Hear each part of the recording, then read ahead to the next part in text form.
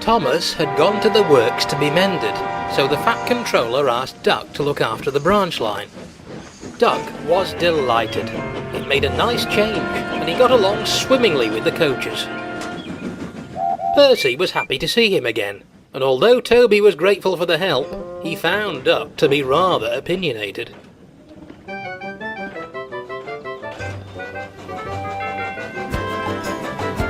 One morning, Toby was bringing trucks from the quarry. Bertie was approaching the road crossing, but to Toby's horror, he wasn't slowing down. The brakes came on, and both engine and bus shut their eyes.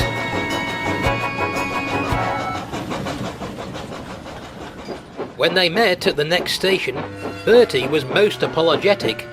"I'm sorry, Toby," he sighed. "I've got a new driver, you see. He seems to think I can beat you to the crossing." "Oh, that's all right," Toby smiled. "I just hope he doesn't put you in danger like that again." "Didn't your driver see the crossing gates, Bertie?" "There are no gates," Toby replied. "It's..." Duck gasped. "How can you run a line with no gates? It isn't dignified. Otherwise these road vehicles wouldn't know to stop." "I know when to stop, thank you," scowled Bertie. "It's for your safety as well as ours, Bertie," replied Duck. "Accidents cause problems for all of us. The Fat Controller needs to put up gates at once. I'm surprised you haven't asked him to already." Toby and Bertie said no more. "I don't believe it, Percy," said Duck. "I never thought Toby would be foolish enough to run on an unsafe line." "The line is safer because Toby runs on it," explained Percy. "His cow catchers and side plates work wonders. You needn't worry, Duck.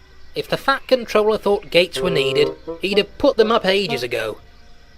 Duck was unconvinced. They were needed, in his opinion. Recently, one of the level crossings had been having issues with its gates. Sometimes they worked as intended, others they stuck, no matter how hard the signalman pulled the lever. There hadn't been any accidents, only headaches from the delays, and the engines all took great care when they approached.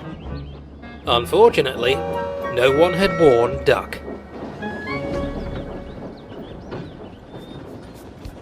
The next morning, Duck was puffing happily along.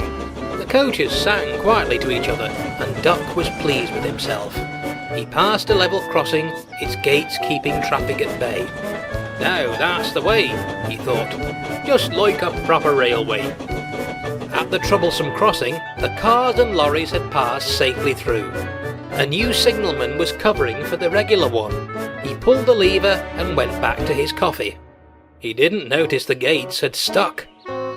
Duck soon approached the gates, but he didn't worry. They'll open, he smiled. But they didn't. They're sure to open, they have to. Still the gates stayed shut, and Duck was getting closer and closer. "Stop! Stop!" he cried. His brakes screeched and his whistle blew, but it was too late.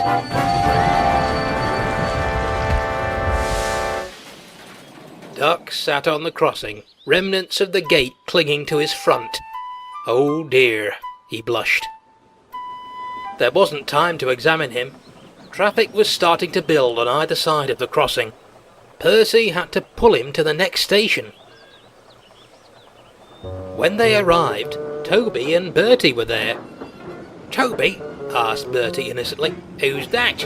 "It's Duck," replied Toby. "though it seems he can't decide between pulling a train and being a crossing guard." "Whatever he's doing, it doesn't look very safe to me." Duck blushed and looked at his buffers, decorated by the broken gate. He wouldn't be making any more remarks about safety for quite some time.